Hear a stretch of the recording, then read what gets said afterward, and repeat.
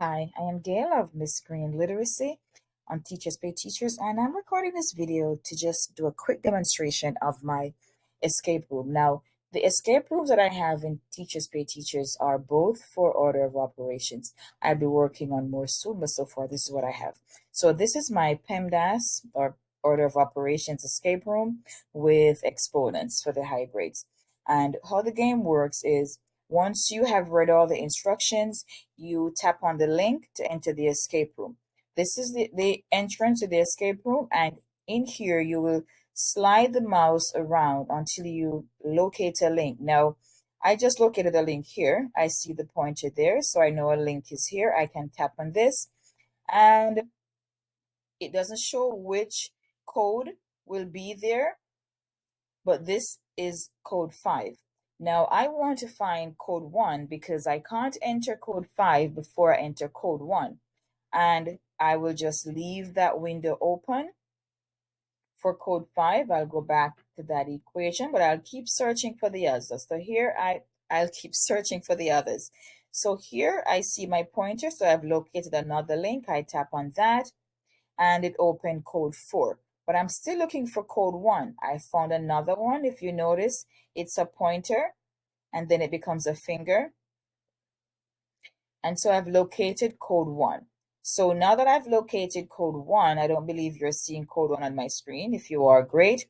We solve the equation for code 1. Once we have the answer for code 1, let's say we got the answer 20. We tap here to enter to go and enter the code in our code keeper. Or code keeper is our Google Forms.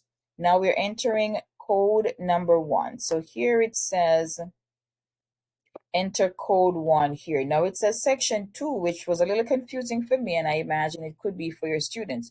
But be very clear that he entered the code where it says enter code 1.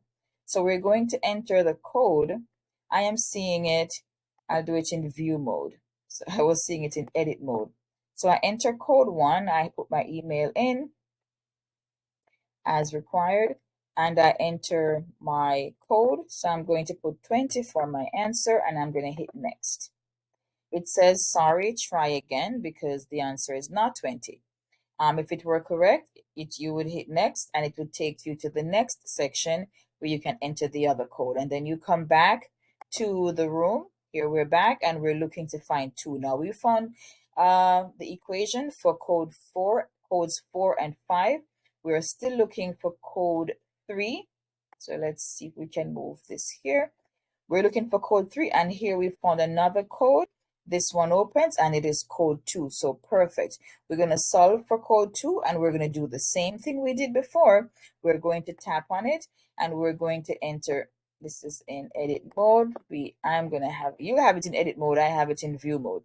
And we do the same thing. We tap on the space to enter because I was not correct with my answer. It did not take me to the second one. But when your student gets the correct answer, they'll be directed to the next page, which will have the code keeper for question number 2. And then you just continue like that until it is done. Now, there is a timer, and the teacher may choose to use a timer or not, but if your kids tend to get anxious and you just want it to be a fun activity for them, then do not use a timer, because when I use it with my students who I'm going to say a little more savvy, they were able to complete the task with the timer running. They were not distracted. But there were some students who told me that while it was exciting having the timer on, it also made them nervous when the timer was running out and they were not finished. So you may or you may not use the timer. All right, I am Miss Green. I hope you find this video useful, and I sure do hope you enjoy playing this game as much as I enjoyed creating it. All right, have a nice day.